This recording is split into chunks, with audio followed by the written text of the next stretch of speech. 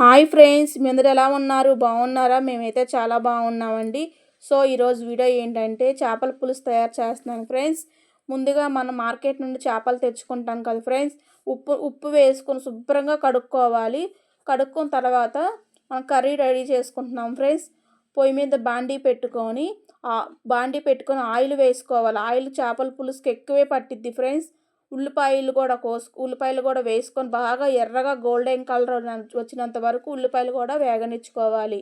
ఆ తర్వాత అల్లం, వెల్లుల్లి, ధనియాలు ఈ మసాలా మాత్రం మిక్సీలోని మెత్తగా పేస్ట్ అనేది చేసుకొని ఉల్లిపాయలు వేగిన తర్వాత ఆ మసాలా కూడా వేసేసి పసుపు, ఉప్పు కూడా వేసుకొని బాగా అడుగు అంటకుండా సిమ్లో పెట్టుకొని కలుపుకోవాలి ఫ్రెండ్స్.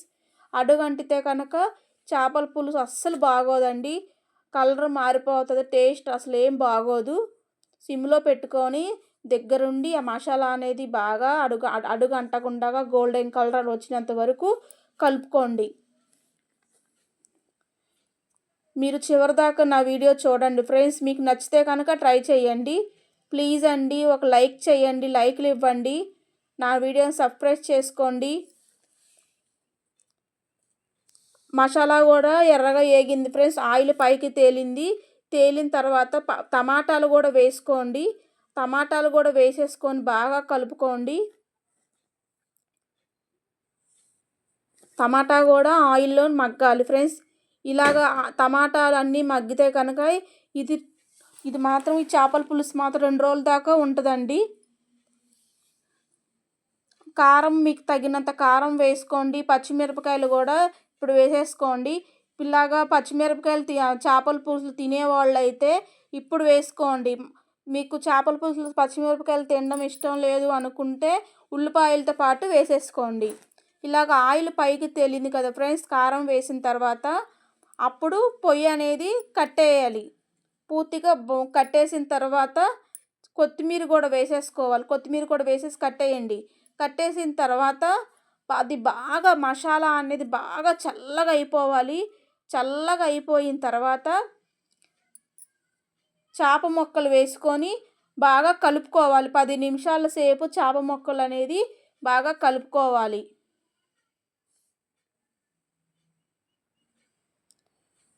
ఎందుకంటే చేపల్లోకి ఆ మసాలా అనేది వెళ్ళిద్ది ఫ్రెండ్స్. మనం తినేటప్పుడు కూడా చేప అనేది చప్పదనం లేకుండా ఉప్పు, కారాలు దాంట్లో లోపలికి వెళ్ళి సూపర్గా ఉంటుంది ఫ్రెండ్స్. చింతపండు నానబెట్టుకోవాలి. చింతపండు నానబెట్టుకుని చిక్కటి గుజ్జు కూడా వేసుకొని కలుపుకోవాలి. చేయి పెట్టే కలుపుకోండి. మీకు తగినంత పులుసు పోసుకోండి. ఆ మసాలా తగినంతగా, చేపలు తగినంతగా పులుసు పెట్టుకోండి. మరీ పల్చగా పెట్టుకోవద్దు, బాగోదు. ఇగోండి, నేను ఇలా పులుసు అనేది పెట్టేసుకున్నాను. మళ్ళీ నేను కొత్తిమీర కూడా వేసుకొని పొయ్యి మీద పెట్టుకున్నాను. పొయ్యి మీద పెట్టిన తర్వాత ఒక 10 నిమిషాల సేపు చేపల పులుసు అనేది బాగా మరగనివ్వాలి. మంచి ఫ్లేవర్ వచ్చిద్ది ఫ్రెండ్స్. మంచి ఫ్లేవర్ వచ్చిద్ది, బాగుంటుంది కూడా. ఆయిల్ పైకి తేలింది కదా ఫ్రెండ్స్. ఆయిల్ పైకి తేలిందంటే చేపల పులుసు రెడీ అయిపోయినట్లకే ఫ్రెండ్స్. అంతే ఫ్రెండ్స్. మీకు నచ్చితే కనుక లైక్, షేర్, కామెంట్, సబ్స్క్రైబ్ చేసుకోండి. బాయ్.